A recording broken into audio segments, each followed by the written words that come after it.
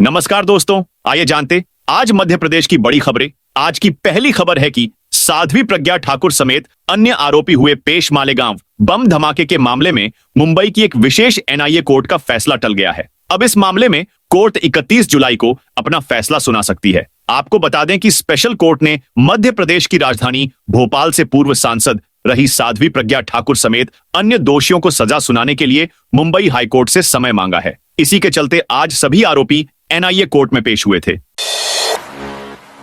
MP में पटवारी गृह तहसील में नहीं कर सकेंगे नौकरी। मध्य प्रदेश में पटवारी अपने होम टाउन की गृह तहसील में पदस्थ नहीं हो सकेंगे। राजस्व विभाग ने पटवारियों के लिए अलग तबादला नीति जारी की है। इसमें कहा है कि पटवारी का पद जिला स्तरीय संवर्ग का होने के कारण यह नीति जारी की जा रही है। जिले में स्वीकृत पदों से अधिक एवं आरक्षण नियमों के विपरीत पदस्थापना नहीं की जाएगी। इससे पहले सामान्य प्रशासन विभाग अधिकारी कर्मचारियों के लिए तबादला नीति जारी कर चुका है। संविदा कर्मचारियों को बड़ी सौगात। मध्य प्रदेश में सरकारी अमले को बड़ी सौगात मिली है। प्रदेश के संविदा कर्मचारियों के वेतन में वृद्धि की गई है। वेतन में वृद्धि के आदेश जारी कर दिए गए हैं। आदेश के अंतर्गत संविदा कर्मचारियों के वेतन में खासी बढ़ोतरी हो गई है। नए आदेश से सभी पदों पर 4,000 रुपए से लेकर 6,000 रुपए तक का लाभ मिलेगा। आदेश जारी किए जाने पर प्रदेश अध्यक्ष रमेश राठौर ने खुशी जताई। उन्होंने कहा कि विभागीय मंत्री लखन पटेल ने संविदा कर्मचारियों को इस बात का भरोसा दिलाया था और अपना वादा उन्होंने पूरा किया। 18 जिलों में झमाझम बारिश का अलर्ट। मध्य प्रदेश में बीते कुछ दिनों से हो रही बारिश की वजह से मौसम सुहाना हो गया है। वहीं आने वाले कुछ दिनों तक इसी तरह तापमान में गिरावट देखी जा सकती है। मौसम विभाग ने आज भी अधिकांश जिलों में बारिश का अलर्ट जारी किया है। मौसम विभाग के मुताबिक भोपाल, नर्मदापुरम समेत 18 से ज्यादा जिलों में बारिश होगी। बड़वानी, अलीराजपुर, झाबुआ, धार, रतलाम में गरज चमक के साथ पानी गिर सकता है। साथ ही इंदौर, उज्जैन संभाग के जिलों में कई जगहों पर भी बारिश हो सकती है। भोपाल, नर्मदापुरम, रीवा, जबलपुर, शहडोल, सागर संभाग के जिलों में कहीं कहीं बौछारें पड़ने की संभावना है। पीएम आवास योजना में बड़ा फर्जीवाड़ा उजागर। प्रधानमंत्री आवास योजना का लाभ लेने के लिए फर्जी दस्तावेज लगाने के 5 साल पुराने मामले में शिकारपुरा पुलिस ने 13 आरोपियों को गिरफ्तार कर खंडवा जेल भेज दिया। 26 लोगों के खिलाफ केस दर्ज हुआ था, जिसमें 2 लोगों की मृत्यु हो गई है, जबकि शेष 24 लोगों में 13 लोगों को गिरफ्तार कर लिया गया। पुलिस की इस कार्रवाई में बाद हड़कंप मच गया। शिक्षक भर्ती पर एमपी हाईकोर्ट का बड़ा फैसला। मध्य प्रदेश में शिक्षक भर्ती पर हाईकोर्ट का बड़ा फैसला सामने आया है। कोर्ट ने इस मामले में अंतरिम आदेश जारी किया है, जिसके अनुसार विशेष परीक्षा की संभावना बन गई है। शिक्षक भर्ती प्रक्रिया में अतिथि शिक्षकों की उपेक्षा किए जाने के मामले में मध्य प्रदेश हाईकोर्ट जबलपुर ने यह अंतरिम आदेश जारी किया है। कुछ याचिकाओं में कहा गया है कि 2023-24 की शिक्षक भर्ती में अतिथि शिक्षकों के अनुभव प्रमाण पत्र में गफलत हुई, जिससे बड़ी संख्या में योग्य शिक्षक वंचित रह गए। एमपी में कर्मचारियों के लिए बड़ा करार। मध्य प्रदेश में कर्मचारियों अधिकारियों के लिए बड़ा एग्रीमेंट किया गया है। Madhya Pradesh power generating company ने यह करार किया है। कंपनी ने सैलरी पैकेज के तहत स्टेट बैंक ऑफ इंडिया और यूनियन बैंक से एग्रीमेंट किया है। इसके अंतर्गत Madhya Pradesh power generating company के कर्मचारियों को ये दोनों बैंक 1 करोड़ का निःशुल्क बीमा लाभ देंगे। कर्मचारियों अधिकारियों को अन्य सुविधाएं भी मिलेंगी। एमपी के इस शहर का बदलेगा नाम। मध्य प्रदेश में एक बार फिर एक शहर का नाम बदला जा सकता है। स्थानीय भाजपा विधायक ने इसकी मांग उठाते हुए सीएम मोहन यादव को पत्र भी लिखा है। मामला सागर जिले की देवरी का है। देवरी विधानसभा से भाजपा विधायक ने देवरी का नाम बदलने की मांग करते हुए सीएम को पत्र लिखा है। अपने पत्र में विधायक ने देवरी का नया नाम भी सीएम मोहन यादव को लिखकर भेजा है।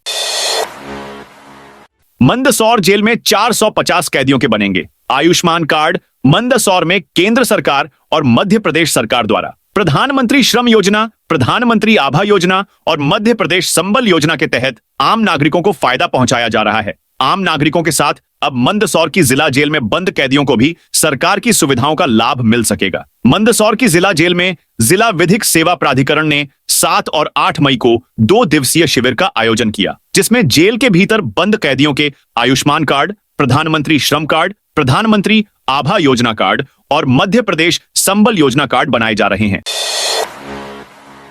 इंदौर अहमदाबाद 4 लेन पर अंबेडकर की प्रतिमा उखाड़ ले गए शरारती तत्व। मध्य प्रदेश के धार जिले से बड़ी खबर सामने आई है, जहां कुछ शरारती तत्व भीमराव अंबेडकर की प्रतिमा उखाड़ ले गए। मामले की जानकारी लगते ही भीम आर्मी और समाज के लोग बड़ी संख्या में पहुंच गए। जिसके बाद नौगांव पुलिस ने रात में मामला दर्ज कर मामले की जांच शुरू कर दी। दरअसल पूरा मामले ग्राम पंचायत जेतपुरा में इंदौर अहमदाबाद फोरलेन का है। जानकारी के अनुसार बुधवार की शाम करीब 6 बजे फोरलेन पर लगी बाबा साहेब की प्रतिमा कुछ शरारती तत्व उठा ले गए। इसके बाद प्रशासन के द्वारा आनन फानन में दोबारा दूसरी प्रतिमा स्थापित की गई, लेकिन उसे भी शरारती तत्वों ने नहीं बख्शा और दोबारा प्रतिमा उखाड़ ले गए। मामले की जानकारी लगते ही एसडीएम और पुलिस के आला अफसर मौके पर पहुंच गए।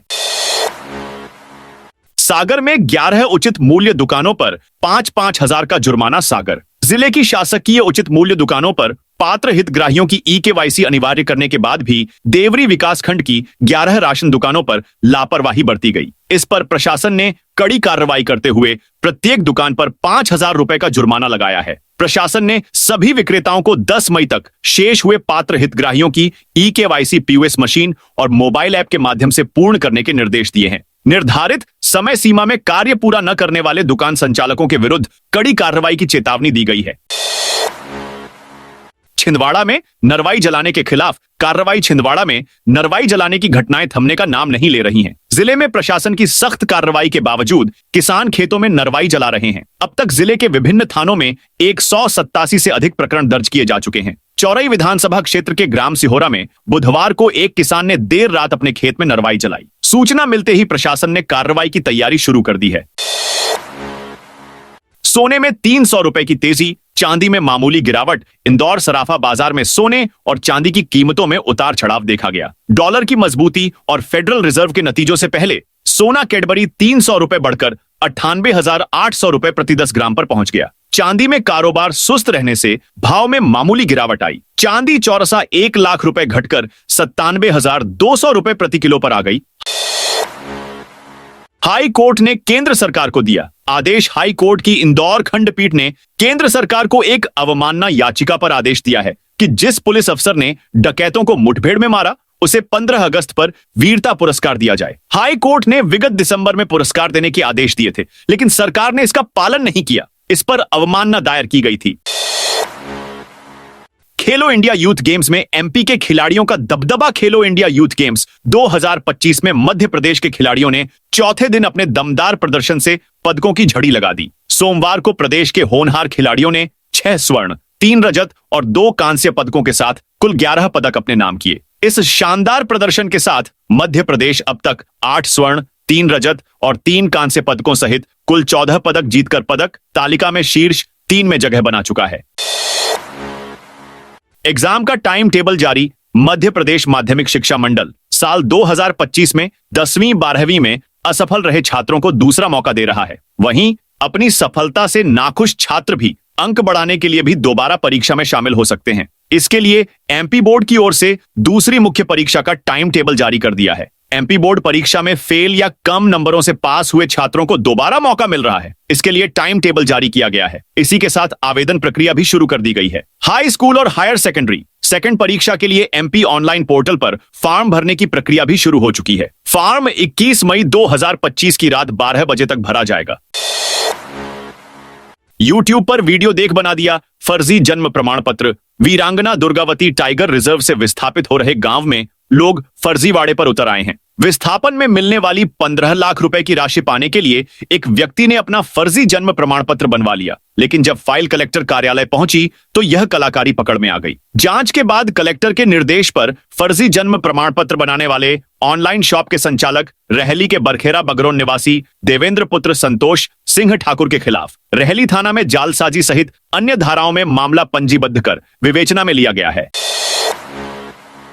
4,000 की रिश्वत लेते प्रिंसिपल रंगे हाथों धराया। मध्य प्रदेश में रिश्वतखोरी के मामले थमने का नाम नहीं ले रहे हैं। आए दिन कोई ना कोई रिश्वतखोर ईओडब्ल्यू और लोकायुक्त के हत्थे चढ़ रहा है। ऐसा ही एक रिश्वत का मामला जबलपुर से सामने आया है, जहां एक प्रिंसिपल रिश्वत लेते रंगे हाथों पकड़ाया है। दरअसल पूरा मामला सगड़ा चौराहा शास्त्री नगर का है। यहां पर मदन सिंह पंद्रो, जो कि प्राथमिक शिक्षक शाला चूल्हा घाटी बर्गी शिक्षक के पद पर पदस्थ हैं, उनकी 12 साल की सर्विस पूरी हो चुकी है। अब उन्हें क्रमोन्नति मिलनी थी, जिसकी फाइल जिनेश कुमार जैन के पास है, जो कि संकुल प्राचार्य शासकीय हाई स्कूल मोहास बर्गी में पदस्थ है। उनके द्वारा फाइल आगे बढ़ाने की एवज में 5,000 रुपए की रिश्वत की मांग की जा रही है। इसकी शिकायत आवेदक ने लोकायुक्त में कर दी।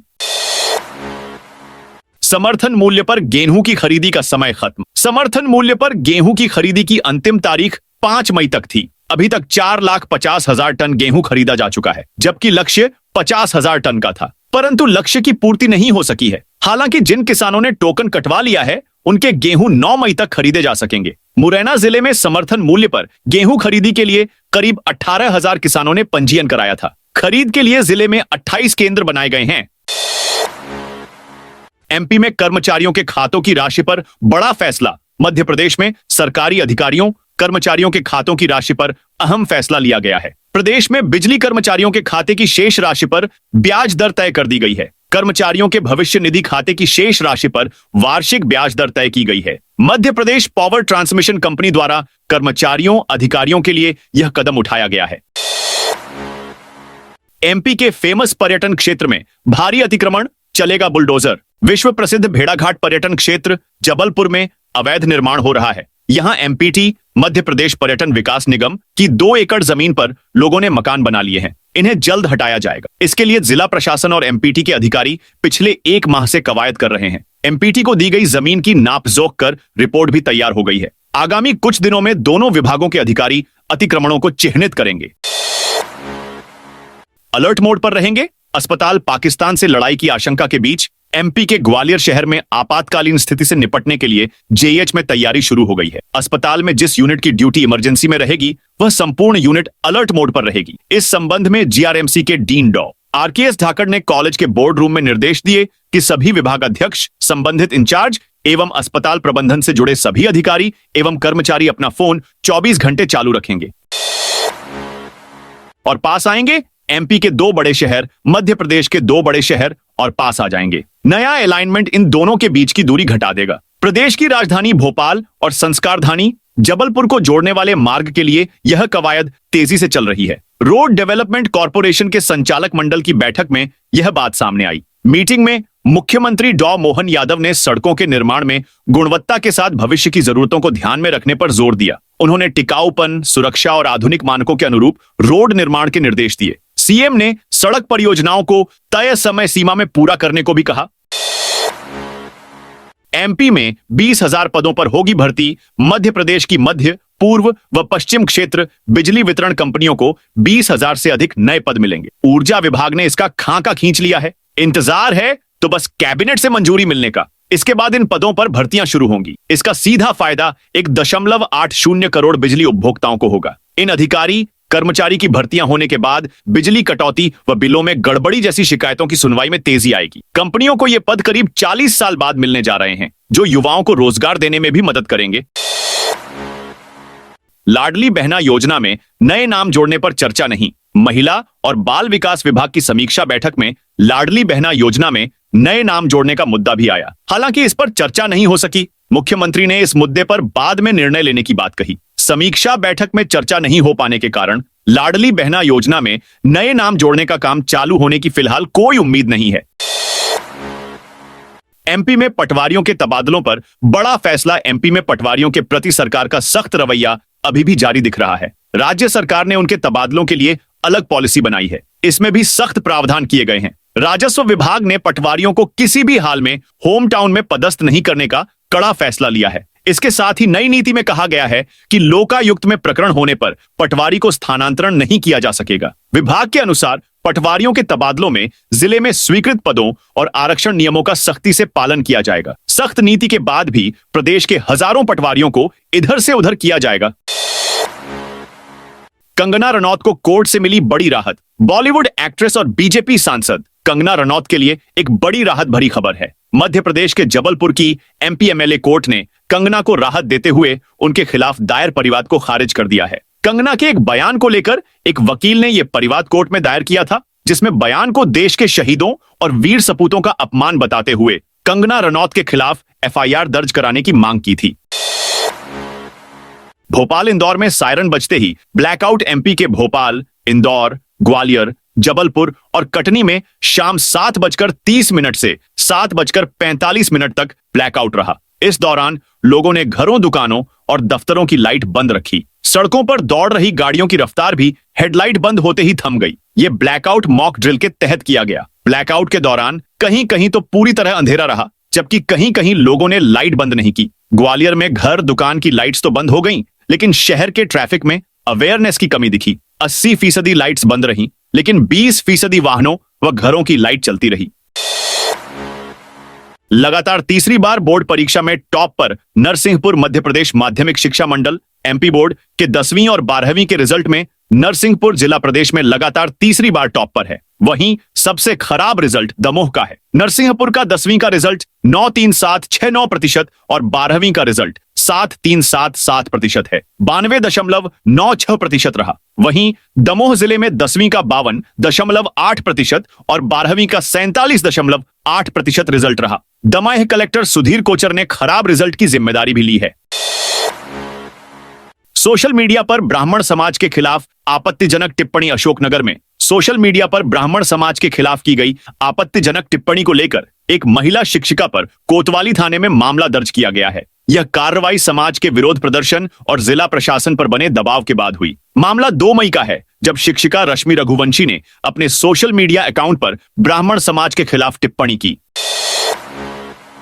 फर्जी बैंक खातों से 10 करोड़ की धोखाधड़ी। शहडोल पुलिस ने बड़े साइबर अपराध रैकेट का पर्दाफाश किया है। यह गिरोह देश भर में फर्जी बैंक खाते खोलकर ऑनलाइन ठगी कर रहा था। जांच में 10 करोड़ रुपए से अधिक का संदिग्ध लेन देन सामने आया है। पुलिस ने एक्सिस बैंक के असिस्टेंट मैनेजर विकास साहू सहित 6 लोगों को गिरफ्तार किया है। अन्य आरोपियों में आदित्य मिश्रा, आरशी चौधरी, चंदन पंडित उर्फ दीपक और रोहित चौधरी शामिल हैं। पुलिस ने 160 से अधिक संदिग्ध खातों को फ्रीज कर दिया है।